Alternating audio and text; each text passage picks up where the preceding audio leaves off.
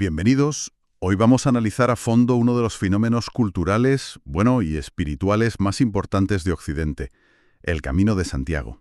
Y para hacerlo nos vamos a apoyar en una presentación del doctor Jesús Rosell que, la verdad, arranca con una idea casi herética. Sí, es de esas que te obligan a darle una vuelta a todo lo que creías saber.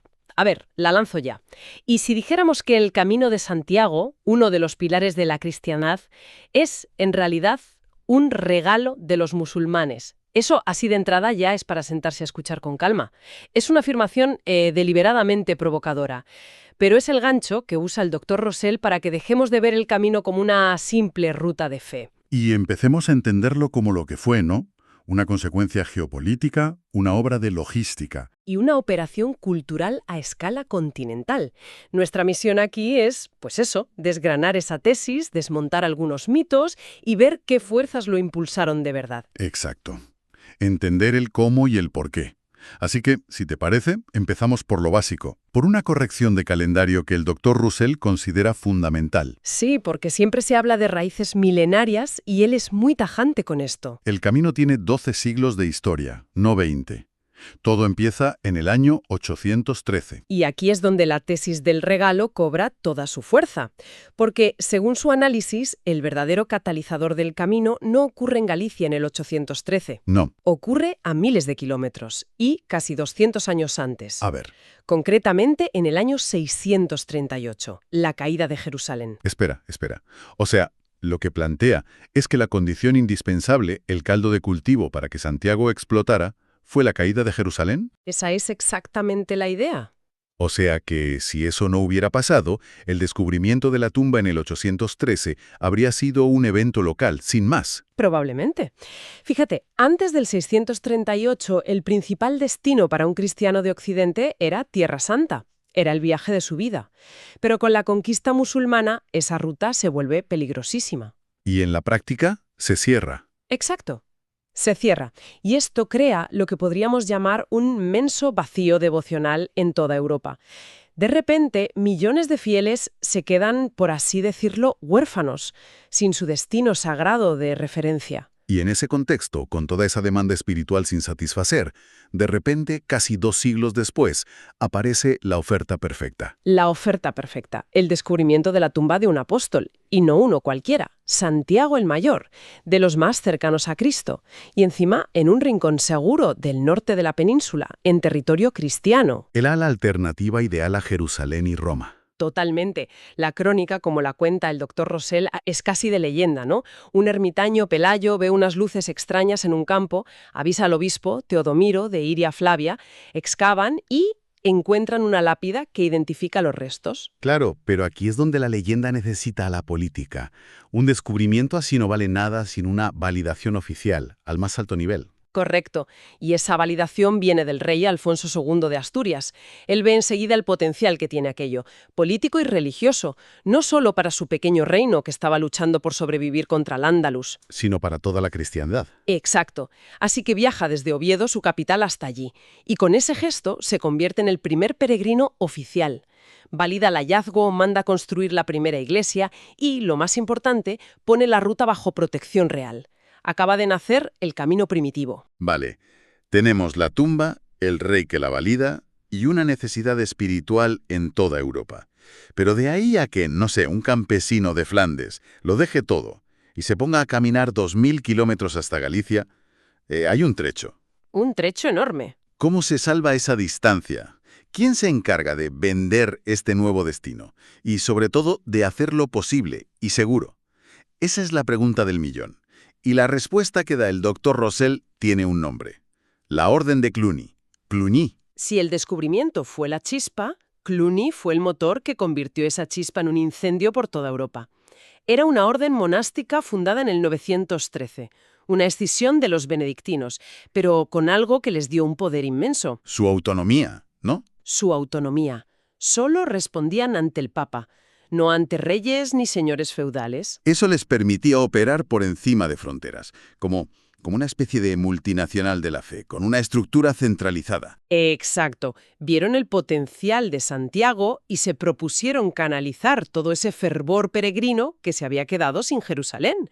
O sea, profesionalizaron la ruta de una forma que hoy nos parece asombrosa. El doctor Rosell lo llama un sistema en estrella. Un sistema en estrella. ¿Cómo funcionaba eso? Pues imagina que cada gran monasterio de Cluny era un centro. Y desde él salían radios hacia otros prioratos o albergues más pequeños, todos situados a una jornada de camino el uno del otro. Ah, claro. Era como una red de autopistas medieval con sus áreas de servicio planificadas. Perfectamente planificadas.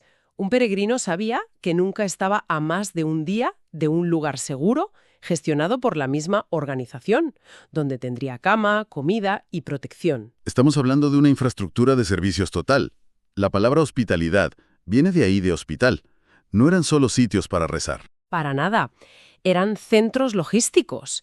Atendían a los enfermos, reparaban puentes, mantenían los caminos seguros de bandidos.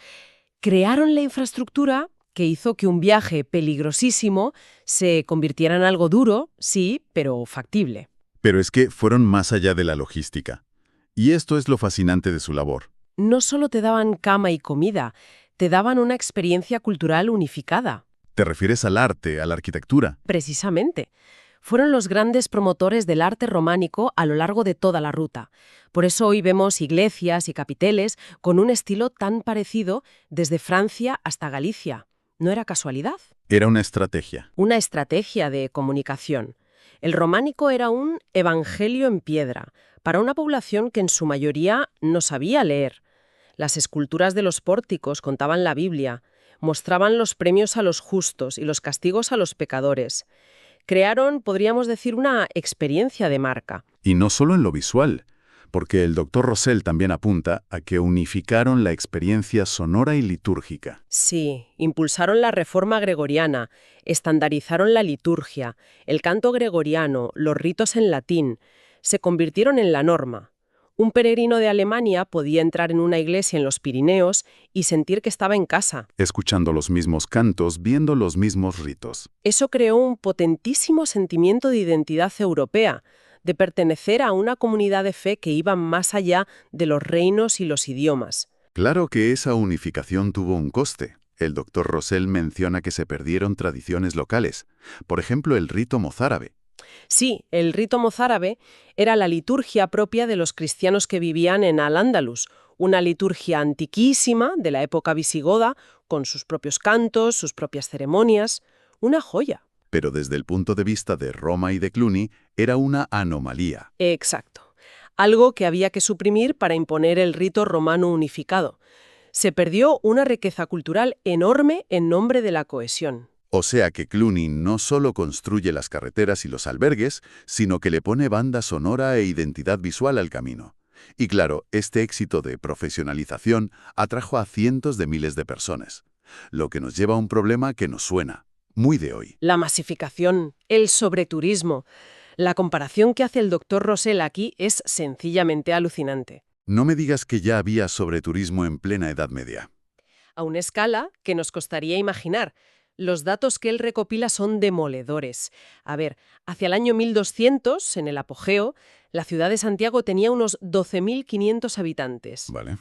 Se calcula que, en un año, recibía unos 90.000 peregrinos. Son cifras enormes para la época. Pero el dato clave es la comparación que hace con la actualidad. Ahí es donde la cifra explota. Él calcula lo que hoy llamamos presión turística. Teniendo en cuenta que muchos albergues ofrecían hasta 4 noches de estancia, si cruzas ese dato con la población, el resultado es una presión de casi 29 visitantes por habitante. Un momento. ¿29? 29. Para que nos hagamos una idea, la presión turística de la Barcelona actual, que es una de las ciudades más visitadas del mundo, es de 21,6. Espera, ¿eso es? ¿Una auténtica barbaridad?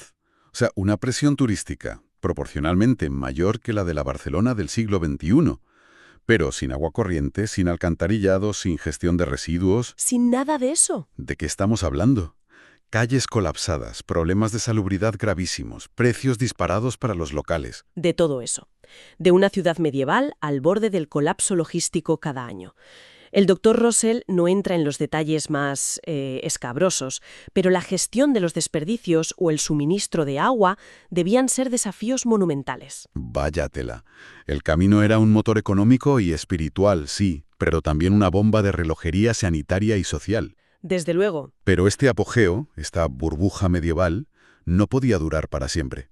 ¿Qué es lo que falla? Fueron dos golpes casi simultáneos en el siglo XVI, según el análisis del doctor Russell. El primero, el más profundo, fue la Reforma Protestante. Claro, Lutero. Figuras como Lutero atacan directamente uno de los pilares del camino, el culto a las reliquias. Lo consideran superstición, casi idolatría. Cuestionan que un viaje físico a un sitio te garantice la salvación. Y ese ataque teológico es devastador. Le quita el sentido a todo el esfuerzo, la razón de ser. Exacto. Y a eso se suma el segundo golpe, las guerras de religión. Europa se convierte en un campo de batalla. Viajar es peligrosísimo. La fe se vuelve más interior, más personal, y el camino entra en decadencia. Una larguísima decadencia.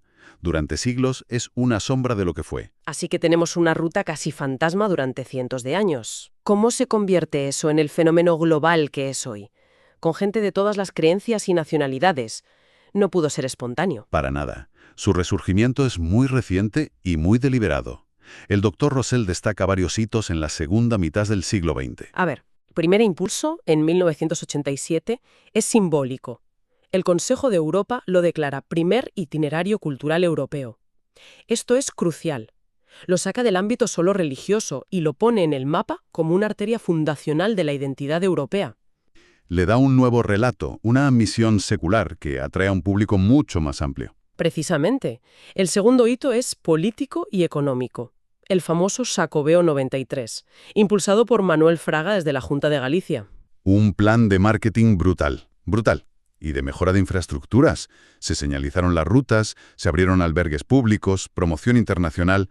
Fue la inversión que lo puso de nuevo en el mapa. Y el espaldarazo definitivo llegó ese mismo año, en el 93. Sí, la declaración como Patrimonio de la Humanidad por la UNESCO.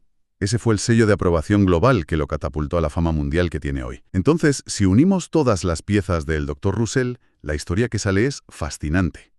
Un camino que nace indirectamente por la expansión del Islam. Que alcanza su apogeo gracias a una orden monástica que actúa como una multinacional. Que sufrió problemas de masificación que nos parecen muy modernos, y que renació no por inercia, sino por un esfuerzo consciente y muy reciente. Efectivamente. Su imagen actual no es una continuación directa de la Edad Media, es una reinvención. Y sin embargo, hay una idea filosófica que sí ha sobrevivido a todo, y con ella concluye el Dr. Russell. La de que se debe disfrutar del camino más que de la llegada. Exacto. Una metáfora perfecta de la vida, ¿no? Que el objetivo no es solo la meta, sino todo el proceso de aprendizaje y transformación del viaje. Y esa idea de transformación era tan central que el Dr. Russell menciona un detalle que a mí me dejó pensando. ¿Cuál? Se han conservado testamentos de la época en los que los padres obligaban a sus hijos a hacer el camino. Era una condición indispensable para poder heredar. Vaya. O sea, no era una sugerencia espiritual, era casi una formación profesional impuesta por contrato, como si el viaje fuera esencial para ser un adulto responsable. Desde luego, demuestra que la sociedad medieval veía ese viaje como una herramienta para forjar el carácter, superar el hambre, el miedo, la soledad. Era un máster en resiliencia y madurez, un verdadero rito de paso. Y eso, inevitablemente, nos deja con una última reflexión. Claro. Esto plantea una pregunta importante para nuestro tiempo. Si en nuestra sociedad actual existiera un rito de paso secular, parecido, no religioso, sino un viaje largo, difícil, transformador, que se considerase fundamental para la madurez, ¿cómo seríamos diferentes? ¿Qué aprenderíamos sobre nosotros mismos y los demás si para entrar en la vida adulta tuviéramos que superar una prueba así?